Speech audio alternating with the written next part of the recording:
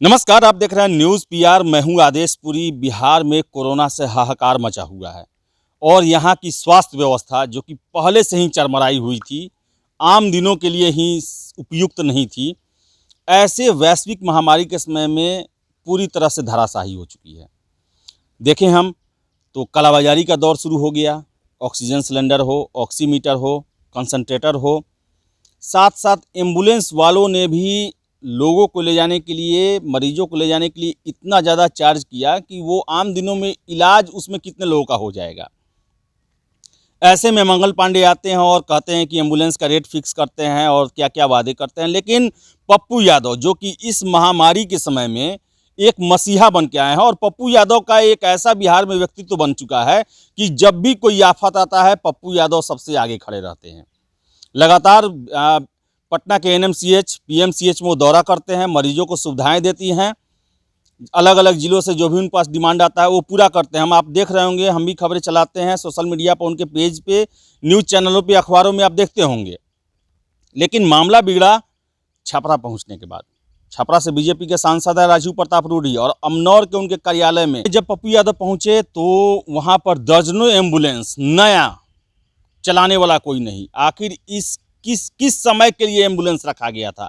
क्या इससे बड़ा महामारी आज तक बिहार ने या देश ने या दुनिया ने देखा था?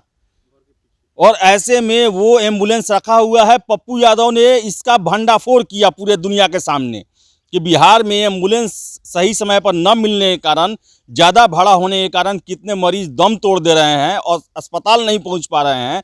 ऐसे में एक सांसद साहब दर्जनों एम्बुलेंस अपने पार्टी कार्यालय में रखे हुए हैं। आप ट्वीट देखिए जो पप्पू यादव ने ट्वीट किया है कि बीजेपी के पूर्व केंद्रीय मंत्री, राष्ट्रीय प्रवक्ता राजीव प्रताप रूडी जी के अमनौर स्थित कार्यालय परिसर में दर्जनों एम्बुलेंस बरामद। सांसद विकास निधि से खरीदा गया एम्बुलेंस किसके निर्देश पर यहाँ छिपाकर रखा गया है? इसकी जांच हो। सारण डीएम, सिविल सर्जन ये बताएं, बीजेपी जवाब दे। जवाब तो देना ही पड़ेगा, और जवाब आया भी।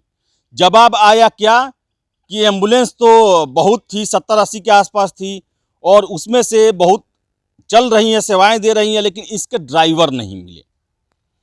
पप्पू यादव ने एक और ट्वीट किया है, इसका भी साक्ष्य दिया है कि कैसे जो है वो एक फोटो उन्होंने ट्वीट किया है जिसमें नितिन गडकरी जो है वो आए हुए हैं। छपरा बिहार में एक चालक प्रशिक्षण संस्था का उद्घाटन किया।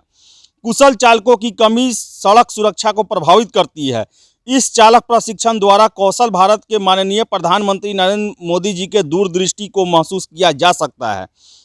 निर्माण और परिवहन क्षेत्र में संभावित रोजगार के अवसर पैदा करने का काम कौशल विकास के माध्यम से शुरू किया जाएगा। ये जो है वो ट्वीट नितिन गडकरी का इन्होंने शेयर किया है, जो छपरा में चालकों के प्रशिक्षण से संबंधित है। इसके बाद भी आपको बताएं हम कि ट्वीट आता है पप्पू यादव का, जिसमें पप्पू यादव कहते हैं, माननीय रूडी जी, सम्मान के साथ चुनौती से कार है। आपको ड्राइवर नहीं है तो सारण, पटना जहां चलाना चाहते हैं सभी एम्बुलेंस उपलब्ध कराएं। मैं 70 ड्राइवर देता हूं। कोरोना मरीज को मुफ्त सेवा दी जाएगी। घटिया राजनीति नहीं करता, सेवा और जिंदगी बचाने के लिए लड़ रहा हूं। बात सही है, सेवा और जिंदगी बचाने के लिए लड़ रहे हैं। और इनके पास सांसद हैं, क्या छपरा में 70 एम्बुलेंस चलाने के लिए ड्राइवर नहीं मिल रहे हैं? क्या प्राइवेट में भी ड्राइवर नहीं मिल रहा? और किस चीज़ का इनका कौशल निर्माण का प्रशिक्षण दिया गया जिसका नितिन गडकरी जी ने उद्घाटन किया और जिसकी सराहना की कि ऐसे महामारी के समय में ही ये एम्बुलेंस पड़े रहें, सड़ते रहें, धूल फाकते रहें? तो आखिर ये एम्बुलेंस किस समय के लिए मंगाया गया था, या फिर जब इतनी की जरूरत नहीं थी तो क्यों उसे अलॉट किया गया? सांसद निधि का प्रयोग क्यों किया गया उसमें? आपको बताएं हम कि आगे भी इसमें ट्वीट किया गया है इनके द्वारा कि रूडी जी केंद्र में कौशल विकास मंत्री थे, तो 17 अक्टूबर 2016 को छपरा में केंद्रीय मंत्री गडकरी जी और बीजेपी नेता सुशील मोदी से पीएम कौशल विकास योजना के तहत चालक प्रशिक्षण संस्थान का उद्घाटन करवाया था। 5 साल में 70 ड्राइवर भी वहां ट्रेंड नहीं हुए जो एम्बुलेंस चला सके, पर आज हम देंगे ड्राइवर। अपने आप में बहुत बड़ा प्रश्न है। 2016 को आपने कौशल विकास योजना का शुरुआत किया, वही प्रशिक्षण किसके लिए? चालकों के लिए।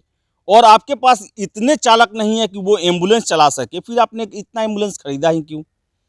कि जब ड्राइवर ही नहीं रहेगा तो एम्बुलेंस चलाएगा कौन? वो पड़ा रहेगा, धूल फाकते रहेगा। तो पप्पू यादव का ये जो उद्भेदन है जो इस महामारी के समय में एम्बुलेंस, जो कि एक कहा जाए तो एक पुष्पक विमान बना हुआ है, और उसी का ड्राइवर नहीं है, चलाने वाला नहीं है, और ऐसे में एम्बुलेंस खरीदा जाता है। इसका मतलब कि इसमें कमीशन का खेल चल रहा है। इसको कमीशन के लिए खरीदा गया।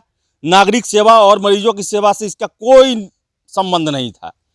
यही तो कारण है कि आखिर ये अमनौर के बीजेपी ऑफिस में दर्जनों जो एम्बुलेंस हैं वो धूल फाक रहे हैं। इसको पूछने वाला कोई नहीं है, और मरीज जो है एम्बुलेंस के ज़्यादा भाड़ा होने के कारण, कमी होने के कारण आज तड़प तड़प के अपने घरों पर जान दे रहे हैं, हॉस्पिटल भी नहीं पहुंच पा रहे हैं। तो पप्पू यादव ने एक बहुत बड़ा रहस्योद्घाटन किया है कि कैसे यहाँ पर छपरा में खेल चल रहा है, और ज़रूरत है बिहार के 40 जिलों में ऐसे चीज़ की खोज निकालने का कि वहाँ भी ऐसा कार्य किया गया हो, वहाँ भी जो एम्बुलेंस है वो धूल फाक रहा हो। वैसे अगर आप सदर हॉस्पिटल में चले जाएं बिहार के किसी भी, वहाँ पर आप देखें कि नया नया एम्बुलेंस जो है वो धूल फाक रहा है, सड़ गया, या मामूली खर्चे के चलते उसका परिचालन बंद हो गया। और कितने कितने लाखों का एम्बुलेंस आता है। तो पप्पू यादव ने आज कलई खोल दी है। रूढ़ी कितना भी कुछ बोले, वो केवल बात को एक डैमेज कंट्रोल करेंगे, लेकिन महामारी के समय में जैसा उन्होंने अपना रोल दिखाया है, वो कभी भी छपरा की वासी और पूरे बिहार के वासी नहीं भूलने वाले हैं। पप्पू यादव, आपको बहुत बहुत धन्यवाद, और आप जल्द से जल्द चालक भी मुहैया कराएं। धन्यवाद।